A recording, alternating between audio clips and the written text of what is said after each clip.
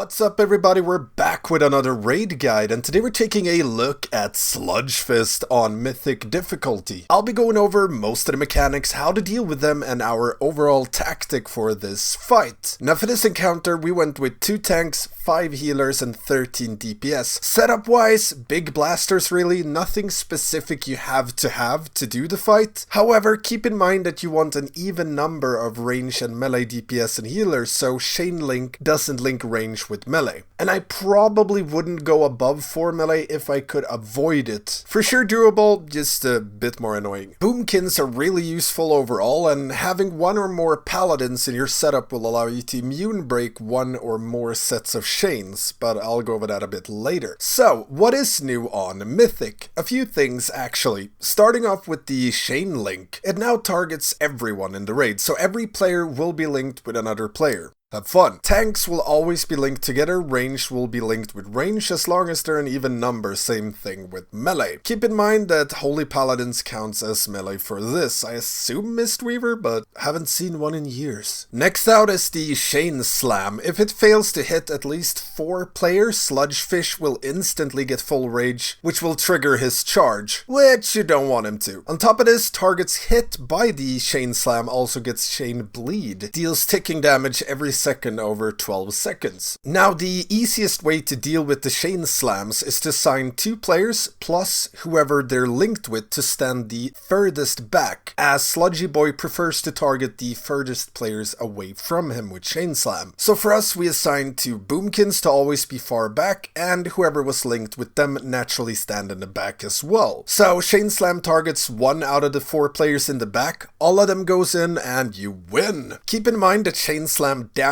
doesn't hit until you reach the boss, so you can put things like Spirit Link on top of the boss so melee plus tanks can soak it as well. And the Seismic Shift. After every destructive stomp and after new Chain Link targets, boss will use this. Everyone in the raid gets a 4-yard circle around them, and after it ends, anyone within the circle takes around 17k damage. So, getting hit by 2 or 3 circles means you're probably going to have a bad time. Unlike Stankie Twitch, where it's mostly good times. Lastly, we have my favorite mechanic, Fractured Boulders. It's my favorite because I never failed at it, ever! No need to check my streams or logs, I never failed. Anyways, when Sludgy charges a pillar, 4 circles will spawn that you need to soak. Each circle deals around 10k damage split between players in it, and upon soaking a circle, they split into 2 smaller circles. So you first soak 4 big circles, then 8 small circles. Miss 1 circle and it's pretty much instantly a wipe. Cue the picture. So what we did is we had 2 tanks soak 1 circle and the 2 that spawns after. 3 hunters, can be any class, but 3 hunters plus whoever they were linked with for 1, rest of the range plus healers for 1, and melee for the last one. Now for you tanks out there, soaking this can be a bit tricky, or I'm just bad at the game, even though I never failed at it. But since you're 2 players doing it, there's no room for error. If both of you run to the same circle after the split, you will not have time to change and run to the other one. So what we did is, as soon as the big circle spawned, both me and my co-tank went to the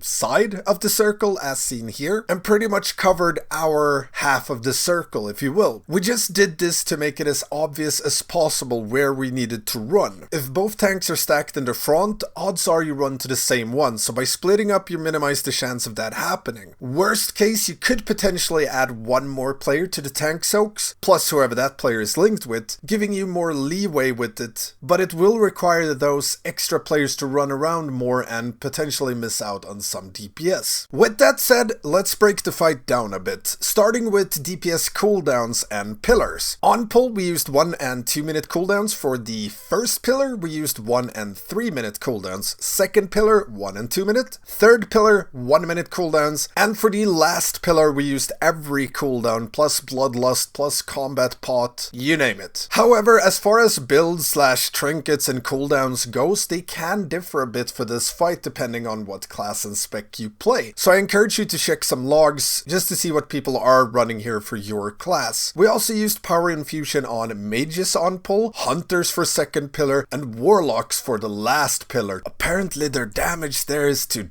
die for. But really, you just want it on your biggest blasters for pillars, combined with cooldowns of course, so whoever can cram out the most damage during a pillar phase, that's the one you should power infuse. Most likely. And as far as healing cooldowns goes, you can see our rotation on screen or subscribe on Patreon or Twitch and get access to my Discord. Now it is a very healing intense fight, so I do recommend having cooldown set up in advance. The fight is very scripted, so let's go over this step by step. On pull, tank Sludgefish where he stands, range and healers to the left of the top left pillar, melee behind boss. Check for your Shane buddy and get ready for your first stomp. Range, make sure to pre-spread before the stomp and make sure to not all spread around the very edge of the stomp circle, so melee and tanks can get out without clipping someone. So spread well, don't break chains, and leave space for the old tank and melee. Then back to position, if possible try and be near old rubble on the ground to use up as little space as possible. Following this you get your first chain slam. Like I mentioned earlier, have 2 assigned players plus their chain buddies be the furthest players away. For us, this was 2 boomkins plus chain buddies. As soon as one of those 4 players gets targeted, the other 3 moves in and we put a spirit link on Sludgy Boy for good measures. After this, you'll get a roar into stomp, seismic shift, and then first pillar. For this charge, have Sludgy charge the top left pillar, range and healers move into position near pillar to be ready to soak circles and be ready to blast that dam. It's all about dishing out as much damage as possible during the burst window, so do make sure you pull resources and ramp up beforehand so you can do that giga blast instantly. Now as soon as pillar is done, you'll get a roar into new chain link targets into another seismic shift. Range should still be on the top left side of the room. Tanks move boss a bit further to the right to line him up for the second charge. And melee, have fun. Keep dealing with stomps and chain slams the same way as before and get ready for your second charge. Following this pillar, pull boss into the wall next to the second pillar. Melee, have fun. And range healers use the space around first and second pillar. Try to avoid spreading around the third and last pillar if possible to minimize the chance of rubble spawning there. Keep dealing with mechanics and get ready for pillar number 3. Range, make sure to move more into the middle of the room right before this charge, to be in better position both to nuke and after the pillar. Following this, we dragged Sludgy Boy all the way to the entrance. Range be in the middle or towards the wall near pillar 2 and 3, and try and use the space well, meaning if possible, be near old rubble, and never near the last pillar if possible. If you have 2 paladins in your raid, you can cheese this chain slam by bopping whoever the chain slam target is linked with, not the chain slam target. So bop the player linked to the chain slam target and have the chain slammer run and break their chain. The bopped player will live, chain slam target dies, and if you die while being targeted by chain slam, it goes away. Now, if you only have 1 paladin, I would save this for the last chain slam instead and just heal through the 4th one instead, which is what we did. Other than the chain slam, just keep dealing with the other mechanics as before. Pop Bloodlust after the stomp that's right before the last charge, or the 4th charge really, and be in position to nuke / soak boulders as soon as boss charges the pillar. Pop all cooldowns, combat pot, and nuke away. Make sure to soak the boulders and then nuke some more. Following this is the last burn, if you will, so everyone needs to use as much of the room as possible wherever there's free space really. You need to be able to spread for the seismic shifts as much as possible without losing any raiders, but yeah, there is not a ton of free space here.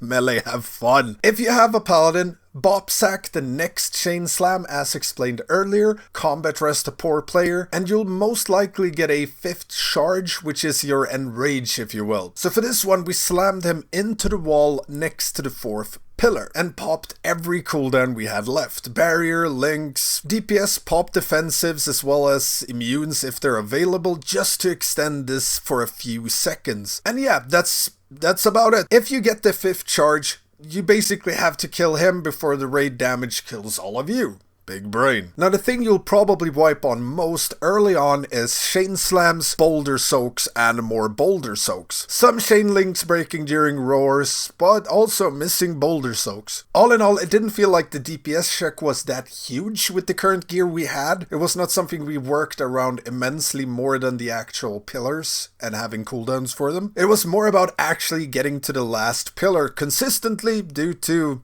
Missed soaks. So yeah, don't miss soaks. And like I mentioned earlier, having healing cooldowns and DPS cooldowns organized beforehand helps a lot as well. If you have any questions at all about this encounter, hit me up in the comments or become a patron and get access to the Stankie Discord, where you can find weakauras, our healing notes, etc, etc, and a lot of awesome people helping out with any raid related questions. And don't forget the usual stuff, like, comment, subscribe, and ring that notification bell. I'm also streaming all of our progression on Twitch, so make sure to check that out, Mondays and Tuesdays. Thank you all for watching, and I will see you next time.